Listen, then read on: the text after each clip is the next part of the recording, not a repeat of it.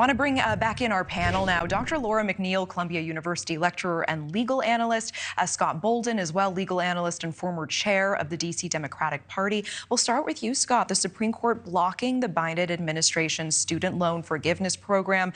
It invalidates that program. It was aiming at delivering $20,000 of relief to these millions of Americans who've really been struggling, especially since COVID. Immediate reaction to this decision, Scott. We now have two Americas, in my opinion.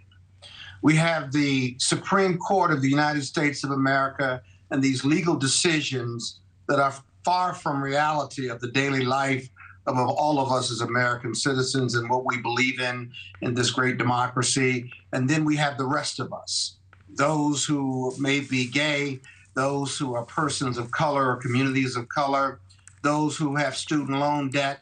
And this Supreme Court just does not want to hear it. You have six people, essentially, who are driving the narrative of what they believe America should be, but are completely out of touch with the daily struggles of our communities and the communities that I named. The standing issue on the first student loan debt, I'm not surprised at that because that's a 6-0, that was a unanimous decision. But the students, that wasn't a great case because the students still had an obligation to pay and they weren't being discriminated against because they couldn't qualify for the program. The government was putting together a narrowly tailored program as to affect what they could under the administrative possibilities or probabilities of the Department of Education. On the second one, with regard to the six states and the attorney generals and the impact and the damage to them, that was a closer call. But clearly, the six conservative judges here determined that, again, these are political decisions, even though I hate saying that.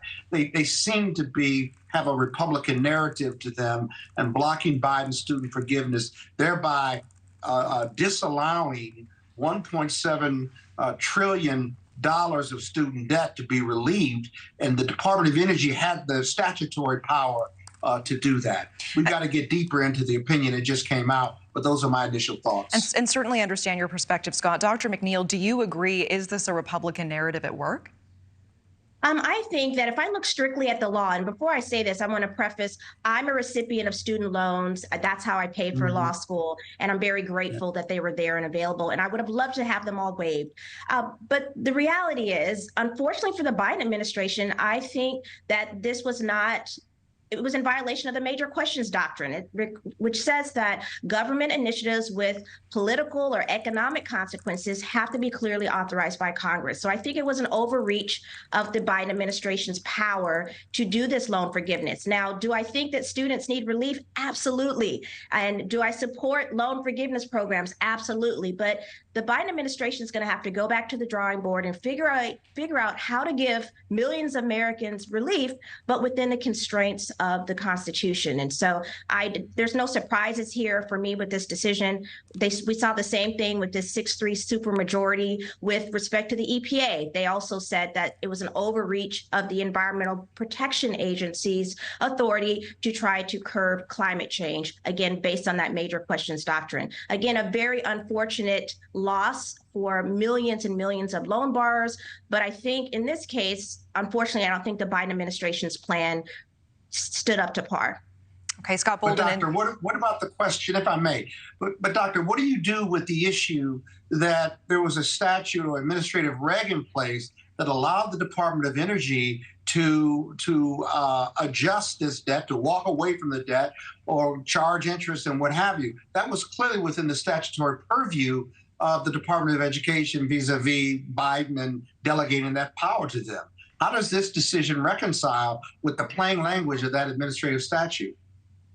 I think it does because I think, again, we're looking at the Biden administration's overreach in terms of, if you look at it in the framework of the major questions doctrine, I think it is an overreach. I think that we're not in a national emergency anymore. That doctrine specifically allows this type of authority when we're in a national emergency, which again, at that time was referencing the pandemic. Well, this Biden administration has officially said we're no longer in a national emergency. And I think that's where unfortunately, the Supreme Court sees that this doctrine is indeed not being applied the correct way and therefore not upholding the loan forgiveness policy. Thank you for watching. Go to newsnationnow.com to find NewsNation on your television provider. And don't forget to click the red subscribe button below to get more of NewsNation's fact-driven, unbiased coverage.